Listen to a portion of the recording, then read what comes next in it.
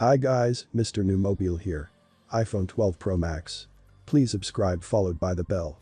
You can also keep up on Facebook, Twitter by clicking the links in the description. Apple has wraps off its 2020 iPhones at an event on October 13th, and with just days to go until the big reveal, we might now know nearly everything about them, including when you might be able to buy them for yourself. The iPhone 12 lineup will have a brand new design with squared edges instead of rounded ones, perhaps similar to the beloved design of the iPhone 4 and 5. And all signs are pointing toward this being the year the iPhone gets 5G, which should set you up for faster data speeds once the networks can reliably deliver them in your area. But if you've been waiting for iPhones to get 120Hz refresh rate screens, you might have to wait another year. All of the most trusted sources of Apple rumors seem to agree. Instead of announcing 3 new iPhone models, like Apple did in 2017, 2018, and 2019, the company will reveal 4. And we now might know their prices, colors, and release dates as well. A new, which would have a smaller screen than the 5.8-inch iPhone 11 Pro and presumably be an entirely smaller phone. It could start at $699, come in black, white, red, blue, and green, and have 64GB, 128GB, and 256GB versions. A 6.1-inch iPhone 12, meaning it would have the same screen size as the iPhone 11, with similar specs as its 5.4-inch sibling. It might start at $799, also come in black, white, red, blue, and green, and also have 64GB, 128GB, and 256GB versions. A second 6.1-inch model, the iPhone 12 Pro, which would have higher-end specs. It may start at $999, come in gold, silver, graphite, and blue, and have 128GB, 256GB, and 512GB versions. A new 6.7-inch iPhone 12 Pro Max. That screen size would be bigger than the 6.5-inch iPhone 11 Pro Max, likely making this as well. It could start at $1,099, come in gold, silver, graphite, and blue, and have 128GB, 256GB, and 512GB versions. Apple has stuck with the same basic silhouette for the iPhone, a rounded rectangle with rounded sides since the iPhone 6, a phone that came out all the way back in 2014. But this year, rumors indicate the newest iPhones could have flat edges, returning iPhone design to the glory days of the iPhone 4, iPhone 5, and iPhone SE.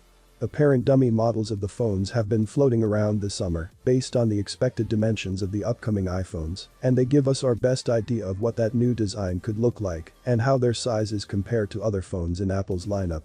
All 4 new iPhones will have squared-off edges and will continue to have stainless steel edges on the pricier models and aluminum on the less expensive ones. 2020's iPhones are expected to be the first to support 5G cellular networks, which means the phones might be able to take advantage of faster network speeds, depending on the 5G coverage in your area. That all 4 upcoming iPhone models will support both sub-6 GHz and the faster, but far shorter range, Wave 5G. We generally weight his rumors a tad higher than the rest, but even Kuo revised his guidance in September to say that shipments of Wave 5G iPhones would be lower than expected, without specifying whether any iPhones had dropped the technology. Despite much of the industry moving on to OLED years ago, LCD screens have hung around in some of Apple's recent phones, including 2018's iPhone XR and 2019's iPhone 11. OLED screens have some advantages over LCD. For example, because each pixel on an OLED screen is individually lit, the screen can just turn those pixels off when showing blacks. That can mean deeper blacks, truer colors, more vibrance, and sometimes better battery life. Flagship Android phones have also moved on to higher refresh rate screens for smoother scrolling, animations, and games, but it's unclear if that technology will arrive on any iPhones this year. We've heard rumors both ways, and some sources say Apple has tested prototypes with and without the feature. Kuo said in September that none of the new iPhones will have 120Hz instead. Apple apparently plans to bring the feature to iPhone screens next year. If the iPhone 12 does offer 120Hz, don't be surprised if Apple calls it ProMotion OnStage. That's the brand name it uses for its iPad Pros, which have had high refresh rate screens since 2017. This year's iPhones are expected to keep a dual camera setup for the lower-end models and a triple camera setup for the higher-end models, but the high-end phones could also get a LiDAR sensor, according to Bloomberg, which can detect objects using lasers. That LiDAR sensor, in theory, can enable better augmented reality experiences because your phone could have a better sense of your surroundings. The iPhone 12 mini and iPhone 12 may have a wide angle and an ultra-wide.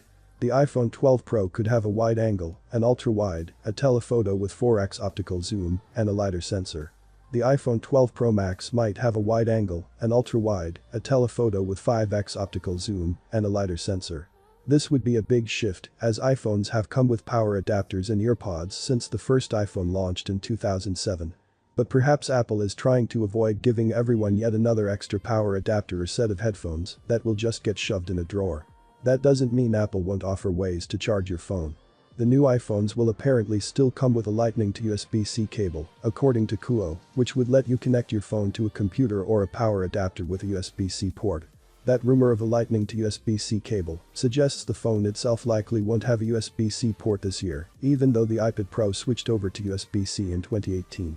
Apple would sell a new 20-watt charger, which may have been corroborated by this picture post. If this charger is a real Apple product, it might charge your devices faster than the 18-watt charger included with the iPhone 11 Pro, and likely much faster than the anemic 5-watt charger included with the iPhone 11. Without an included charger and headphones, the new iPhones may have a thinner box.